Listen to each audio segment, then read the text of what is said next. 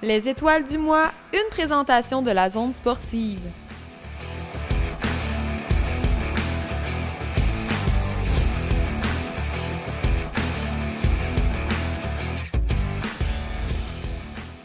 Formée à l'école secondaire de Rivière-du-Loup et développée par les dynamiques du Cégep de Sainte-Foy de Québec, Audrey Belland porte aujourd'hui les couleurs du rouge et or de l'Université Laval. Un exploit notable puisqu'elle est devenue la première joueuse de l'école secondaire de Rivière-du-Loup à atteindre le niveau universitaire en basketball. Je savais pas que j'étais la première. Fait que c'est le fun aussi d'être un peu la pionnière, si on peut dire, du mouvement. Ça montre aux plus jeunes aussi que c'est possible de se rendre jusque-là, puis si on met les efforts qu'on doit mettre, ben on est capable d'y arriver, c'est sûr. Là. Fait que c'est vraiment le fun pour moi. Je trouve que c'est une belle occasion aussi de montrer aux jeunes qui sont capables, puis d'aller voir aussi dans les régions. Là, il y a du potentiel, il y a du talent aussi. Mais moi, j'aime vraiment ça. C'est des filles qui ont plus d'expérience. Ça fait plus longtemps qu'ils jouent aussi à un haut niveau, si on peut dire. Il y a des filles qui sont comme 5 ans plus vieilles que moi aussi dans l'équipe. Fait qu'il y a quand même un niveau, mais c'est le fun parce que justement, ça met du défi. On apprend à deux, ils sont capables de nous donner des trucs, nous montrer différentes choses. Puis ça va super bien. Mon jeu s'en est bien remis. La seule affaire, c'est que je suis revenue au jeu, puis il y a eu la COVID directement après. Fait que j'ai pas eu beaucoup de temps pour rejouer avant la COVID, puis là, un an au complet sans saison. Donc là, c'est vraiment, on recommence à jouer. Ça va être ma première saison avec le Rougeur aussi. Fait que c'est ça, je progresse bien, je mets tous les efforts qu'il faut, puis on va voir qu'est-ce que ça peut donner, mais je suis vraiment contente d'être là.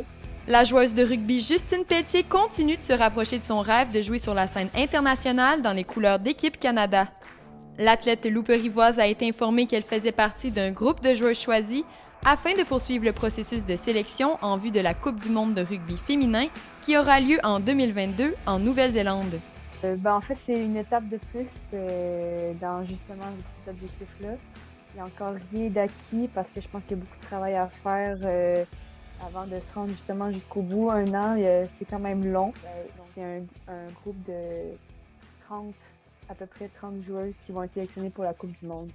Ça se passe bien puisque là, j'arrive à cette première tournée en vue de la préparation de la Coupe du monde. Donc, c'est quand même un honneur de faire cette première tournée.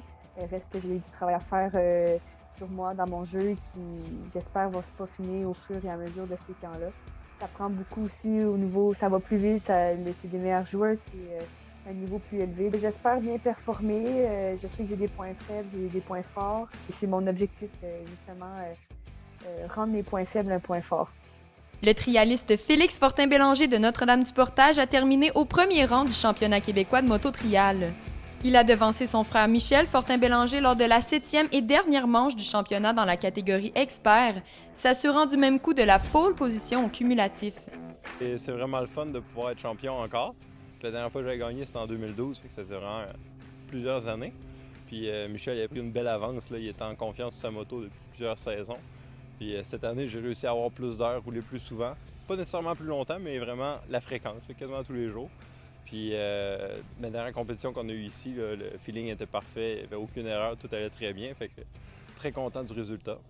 Avec ce que notre père nous a enseigné, là, on est vraiment très, très fervent de l'équilibre, du contrôle, des virages serrés. C'est sûr que d'avoir un bon cardio, de bonne endurance, c'est nécessaire pour réussir à faire des compétitions. Puis c'est vraiment des compétitions d'endurance. Tu as besoin de rester à ton plein niveau jusqu'à la fin. On est toute la famille à rouler. Même mon fils, il roule, Charles, il a 6 ans. C'est sûr que notre père, il a tout le temps fait ça. Quand on était tout petit, on le suivait. On n'était pas capable de rouler, mais on était avec lui sur sa moto. Puis il s'occupait de nous pendant ses journées.